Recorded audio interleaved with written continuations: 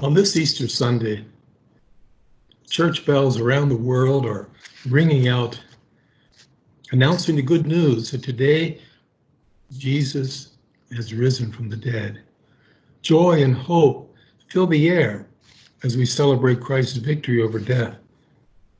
God has confirmed the life and the mission of his Son Jesus.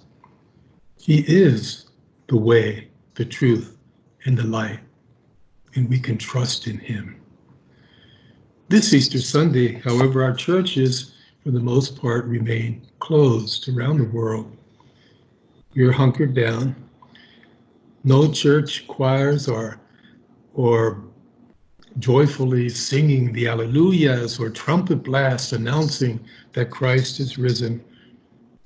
But not even the pandemic can dampen our enthusiasm and our need to celebrate this very special day, this day of days.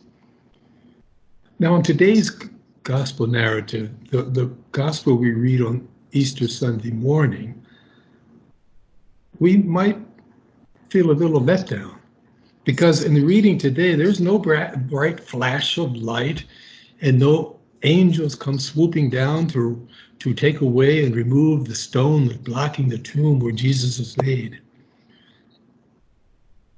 When Mary Magdalene, or Mary of Magdala, arrives at the tomb to anoint the body of Jesus, she is amazed.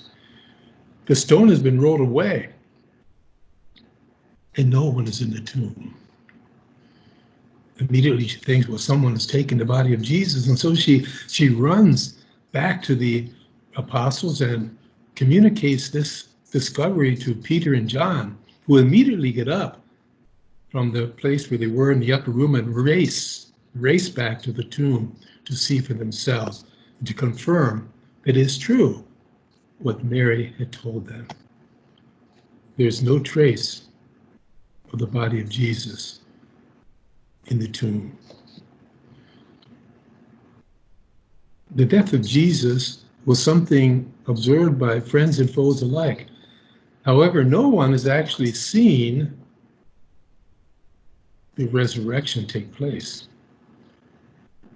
Now, there'll be plenty of apparitions, of appearances of the risen Lord in the Gospels and the Gospels we read and meditate on in the coming days and during all these 50 days of Easter. But today, this morning, there is no such appearance. We stand in awe before an empty tomb. But today, we do celebrate Christ's victory over death. We celebrate the fact that life is stronger than death, but death cannot and does not have the last word. Today, we celebrate the fact that lies and deceits cannot silence the truth that Jesus announced. The truth about God, about ourselves, about others. Today we celebrate the fact that sins are forgiven, that we are set free. We celebrate the fact today that love is stronger than hatred and betrayal. What appears to have been silenced on the cross, we finally put this man to death. His word is no longer spoken. What appeared to be defeat, we celebrate today the fact that indeed it was just a passage, a pathway through suffering and death to new life. Jesus lives. Today is not the end of the story. Today, as we stand in awe before the empty tomb and celebrate the victory of Christ over sin, over suffering, over death, over lies, over hatred, the story has just begun. And the story is going to be written by the lives of each one of us. Because as we contemplate the resurrection, and in this day as we stand in awe before the empty tomb, we are reminded of our call to mission. Today is not just about celebrating. It's not just a day for chocolate bunnies or for colored eggs or to, put on a new suit or new dress to dress up in our Sunday best sometimes, as we say. It's rather a time to be able to celebrate and reconfirm our baptism and our confirmation, through which we are caught up in the victory of Christ. We are caught up into the event of Christ, his life, his passion, his death, and his resurrection. And by our words and our actions, we are called to go forth and to announce the better life, the new life, which we have discovered when we follow Jesus. Jesus is not trapped in a tomb. He lives in you and he lives in me. And today we are invited to put out the welcome mat in front of our hearts and to invite Jesus in, to let our past behind us. Our sins are forgiven. We leave all behind so that we can travel light and share the good news with others. Pope Francis once reminded us that we should leave behind too our sad faces and put on a happy one, because what we announce is not sad news, it's good news. That's Evangelium. Good news. Buena noticia. And the good news is that Christ is risen. Christ lives among us. And our faith should reflect that truth.